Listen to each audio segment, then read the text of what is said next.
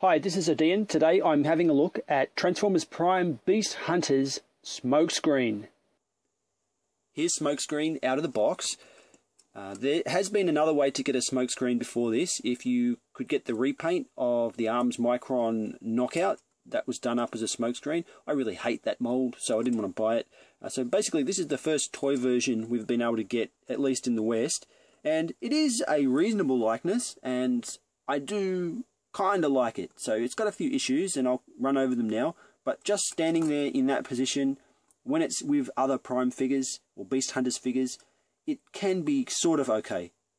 The toy is made up of a lot of swing bars with little balls at the end. So these sort of shoulders and upper arms swing out, and then there's more swinging sections with this big kibble panel here, and just, it seems to me a lot of bars swing all over the place, which really don't come across as being fully necessary. Now, they've got this faux chest on the front here with painted lights. You can see the real lights here on the back of the forearms. It just seems to me that with all the complexity going on inside this guy, his real panels could have ended up on the chest. But maybe there's a directive that's come down from Hasbro telling the designers to meet the animation model. That might explain why this is here. But I don't like the way that they've gone with this. It seems a little bit unnecessary to me. His face is a decent likeness of Smokescreen, but the mouth slit is really just a closed slit, very narrow, and from a distance it can become quite hard to see. The eyes also don't channel the light piping too well, because if you look at the back, the light piping has more of it on the underside of the neck than on the top of the head, so light doesn't tend to come out of those eyes. Now, on this particular figure, there's a very sloppy job done on the blue section around the face. It looks a little bit like someone's just gone over it with a marker, not like paint. I don't know how widespread that is. The head is on a bowl, but it is a pretty limited ball joint at that. His joints are ball joints here up at the hips, and I find them to be very loose. You can see that it separates quite easily. The plastic is very lightweight plastic, so he does have enough friction to hold his own joints out like that, but it's not a level of strength in the joint that I'm happy with, because it tends to pop off more easily than I would like. This can be seen again in the way his arm works. So I'm going to grab his weapon over here. And the hand, by the way, is a very nice sculpt and works pretty well at grabbing the weapon. But you can see that, oh, well, there we go, falling down. So it's not really strong enough to hold the weight of the weapon. Now, his weapon does have this big rubber section on it, and if you pull it off and just put the gun without that, he can handle that just fine.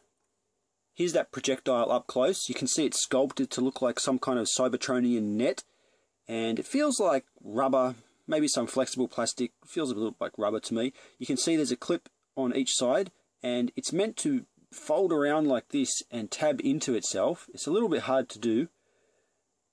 Just bear with me for a second, I'll see if I can get it to stay. I think that's enough to hold it. Now, somewhere along the line, someone's thought that is a cool gimmick. Beast Hunter has a net to snag a beast. There is no beast that will fit in this tiny little net. It's pretty much wasted, and it looks pretty bad like that as well. I do think it's okay in this mode though. You could even think of it more like some kind of communications dish.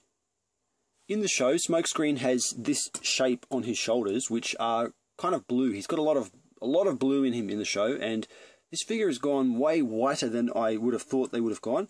And I think the reason is that they wanted to put the blue into this armor piece. So this is meant to clip on up here somehow, and it doesn't really look that good, and it doesn't stay on properly. I just don't like that. In car mode, this can look okay, but in robot mode, I tend to just put it aside. His feet also look comically big, like Ronald McDonald or someone. They're just way too big. And that's particularly disappointing, because in transformation, that's all that happens. There could easily have been another bend here, so cost saving seems to have ruined it a little bit in the foot department. But at least with such big feet, he is very stable, but funny looking.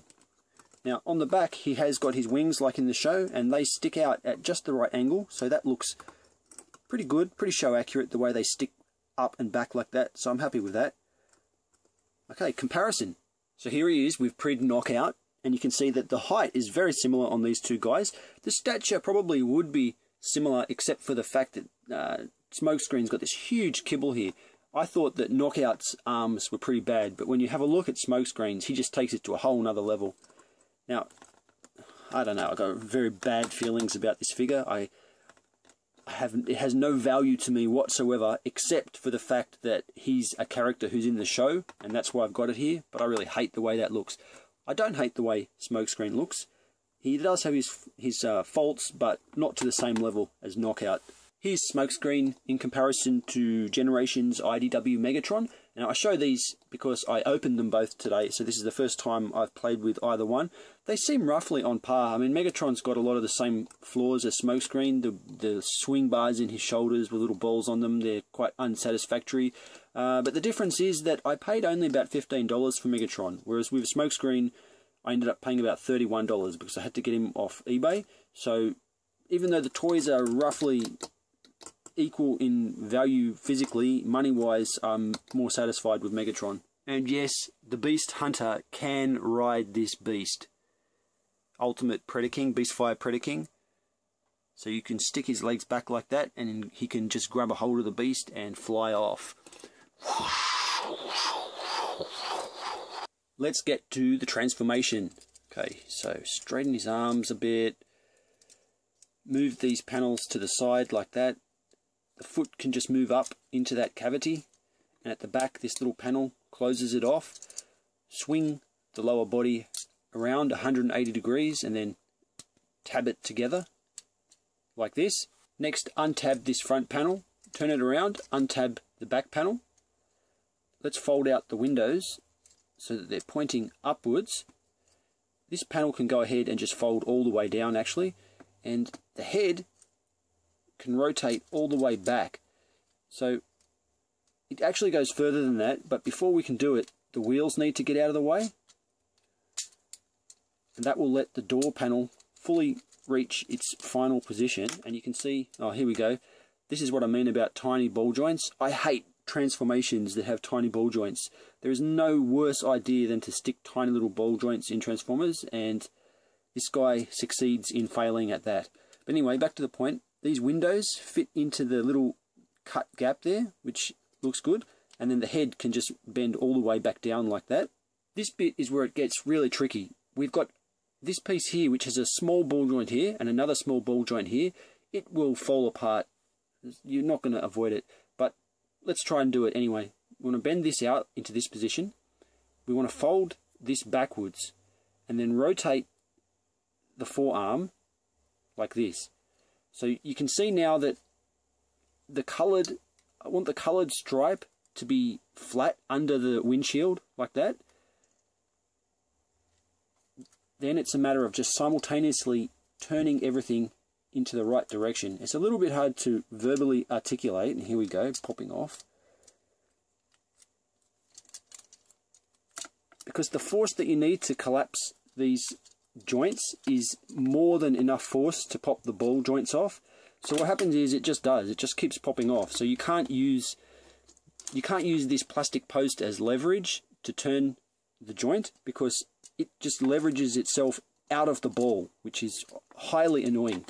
And there's no easy way to get around this. You just have to practice it and try not to continuously pop it off. So that one's in now, and it only popped off once, which is pretty cool, pretty good. Let's try the other one, see if we can not pop it off at all, this other one.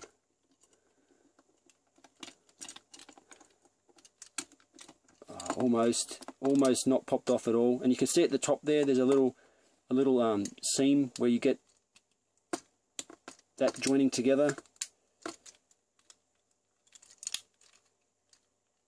And there's a few tabs here and there. You just have to work them in. Vehicle mode. It could have benefited from some paint on the rims, but so many Transformers Prime could benefit from paint, couldn't they? As far as paint goes, he does seem to have more than usual. He's got this decal on the side, number 38, his blue stripe here. There was the yellow on the chest, which was under here. So he's got his fair share considering the line he's in, and he does look pretty nice in car mode, pretty tight. Once all those annoying tabs are in, he's pretty rock solid. Not too small either. If I put him next to Knockout, you can see that he is bigger than Knockout, quite easily bigger. And it kind of illustrates the upswing that started at about the time he was being made in Transformers, which have led to the current crop of generations that we've got now. I'm going to put the armor back on him now, which, let's get rid of Knockout there. Just roughly snaps on. I mean, it's only rubber, it can't be too secure. But that goes over like that, and that looks more impressive now. It's like a Mad Max kind of thing. Just big spikes on the front. He could ram through armies of Insecticons or something. His net gun can tab in to the top like this, although don't push it too hard or you'll untransform him by snapping his tabs apart. Don't too much like that in that position. And an alternate location would be at the side here, so it can go into the side. And again, I don't like it too much in that position either. But it does look pretty nice in vehicle mode. I'm pretty happy with that actually. Even with the armor on, I think I'm pretty happy with that vehicle mode. Compared to IDW Generations Bumblebee, he is very similar in size. So he's more modern in that respect. Transformers Prime was more like a hiccup where everything shrank just a little bit too far. And now this is more like the size they're agreeing on. So these guys fit perfectly together. My final thoughts, if you can get Smokescreen for less than $20, yeah, he's a win. Because he fills out your ranks of Autobots, and you need him if you want all the show characters from Beast Hunters, if you like that show. If you've got to pay more than $20, I would say give it a skip. I kind of regret paying what I did for it. I got caught up in the excitement of Ultimate Predaking and just went crazy with a bunch of this stuff. He's not terrible, but he's definitely not worth more than $30. Okay, that's my video review for Beast Hunters Smokescreen. I'm odeean. Thanks for watching.